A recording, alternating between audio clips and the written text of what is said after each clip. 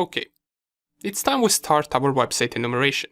And the very first thing that we should do is to take a look at the website through our browser. So we want to see what pages it has. What does it open when we visit its IP address? This is very basic stuff that we want to check first. So to do that, we can go to our Firefox and make sure that you have your OWASP BWA machine started, and once you have it started, then we can visit the IP address of OWASP BWA. In my case, that is 192.168.1.4. We already showed how we can check out the IP address of this virtual machine, so once you do that, type in the IP address in your Firefox and it should visit this page. So this is the first thing that we take a look at.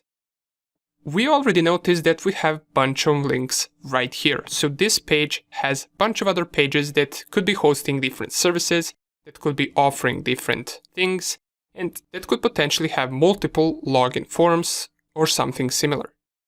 So for example, let's pick any one of these. Let's go to this one under the realistic intentionally vulnerable applications. If we click on it, and let me just enlarge this a little bit so you can see everything better. Well, we visit some type of an application, some type of a page that our OWASP BWA has. And the first thing that catches my eye is something like this. We have a search button. And we also have a login button. What does this mean?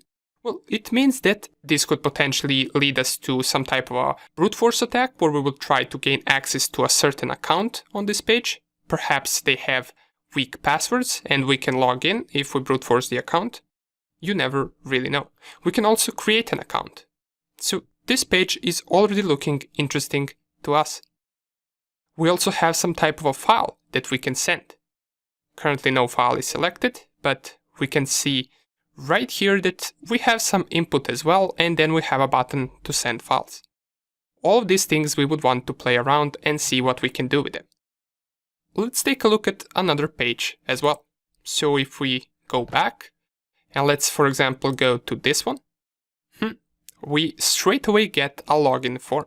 So this also tells us that there could be a potential brute force attack or weak credentials attack here as well, since it does offer us a username and password field. Let's go back, since we don't really know any username and password here. We don't really know what this is. It could be some administrator page. It basically could be anything whatsoever. We can also do something like this. For example, go back and let's say we want to try to find some secret administrator page. We can try something like /admin. And in this case, we don't really get anything. It says /admin is not found, but it was worth to try it out. Now, let's check this out on a real website, since this is specifically made vulnerable. So we already know that we will find vulnerabilities in OWASP, but let's go and, for example, search for tesla.com. So this is an official website, it is registered, and if we visit it, so we get some prompt right here that asks us to select our region. Let's just click X right here. And what we would usually be looking for is, once again, we would try to find some type of a login form or some type of a search field or any part of web application where we can interact with. So we already see right here something like a Tesla account. And it does ask us to log in. So we do have some type of a login form. Now, login forms are not the only thing that we are looking for, but for now on, it's the first thing that catches our eye. Now, for real websites, we can also perform some advanced search using Google. This is also called Google Dorking. It's using Google advanced search techniques to discover information that we might find useful. For example, let's go to Google and let's go with Tesla first. So let's type in site and then 2 dots, tesla.com, and let's say we want to find all the PDF files from this website right here. We would type site 2 dots tesla.com and then file type 2 dots PDF. If I press enter, it will give us all the results of PDF files that this page has. And we can see that these indeed are PDF files. It says right here, as we can see. And perhaps we could find something useful in these PDF files. You never know. Maybe there is some PDF file that has information disclosure, and perhaps it gives us some information that we find useful. We can also try to find some emails from this website. How do we do that? Well, we can do something like this. We could open double quotes at tesla.com, and then we could dash site and then 2 dots tesla.com. Press enter. And let's see. Right now we do not manage to find something interesting for Tesla. And here is one email we did manage to find, but that's just one email. It still could be useful for us, but we're looking for a little bit more. So we can instead try to go with some university websites, since they usually have a bunch of emails.